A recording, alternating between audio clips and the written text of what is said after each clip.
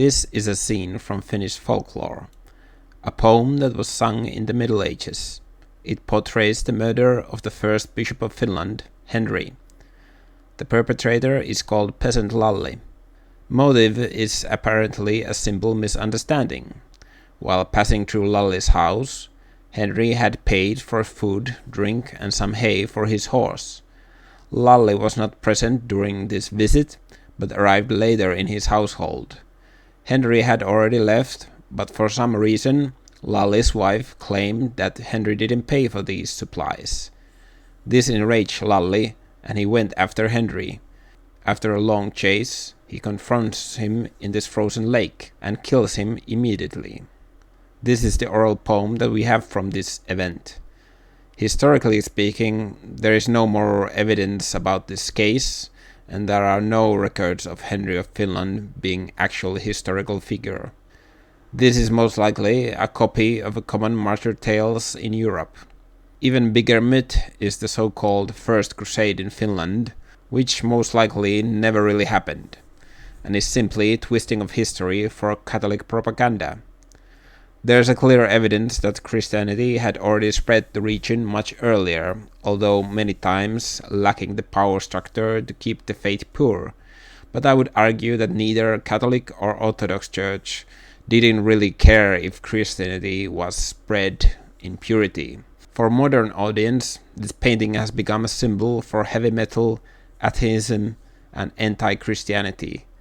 It is a very niche culture that has managed to spread the main message that Christianity is a foreign influence from Sand people, and it spreads at the same time a weird concept how Finns should return to their pagan religion.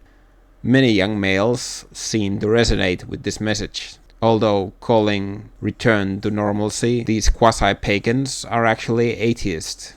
They do not understand anything about the pagan belief system or its culture. They assume that Christianity was spread with a sword, like in the Catholic myths. This is simply not true.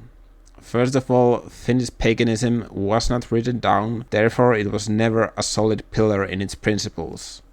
Paganism was based on oral poetry, which made it a soup that could take anything in it. It is full of foreign influences from different tribes mixed together. If you were to compare a Stone Age dweller from Finland to a Iron Age pagan from the same area, then the cultural gap would be bigger than with a Muslim and a Mormon. There would be very little for the Stone Age Finns to recognize from the Iron Age beliefs. This is very apparent in the mixture of the oral poetry that has deep animistic and shaman-like beliefs at the base, but is mostly filled with Baltic heroes doing foreign magic with their metallurgy. There's a very interesting note that when these oral poems were collected from the poem singers during the late 18th century for the first time, many of them listed Mother Mary as one of their greatest gods among Baltic heroes like Väinämöinen. Saint Mary and a pagan god were under the same belief system. I guess that is like some sort of synthesis of Greek myths with Christianity that monks were practicing themselves during Middle Ages. Most of these quasi-pagans can't even tell apart what is Christian influence in the oral poems compared to the original material, and what is actually original material anymore after Germanic gods and Baltic gods are intermixed into one. So these quasi-pagans are ignorant about their source material, but they are also ignorant why people converted into Christianity.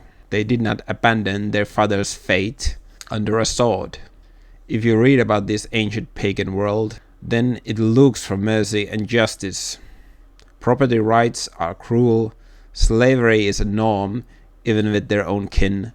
Nobody becomes richer without someone getting poorer. If someone is luckier than other one, then he or she is a thief. Most of all, this cruel world persists in afterlife. The shadows of the humans do not disappear, but come back to haunt and demand justice from the world. Gods have no mercy for man's crumbling body. Quite frankly, these people were ready to accept something else that would offer a more justice-based society for them and give redemption in afterlife. They were desperate people who were struggling to exist in the harsh nature. So maybe these heavy metal blockheads could alleviate their own excessive materialism with spiritually in the same vein, so they wouldn't need to spread their negativity to every living being around them.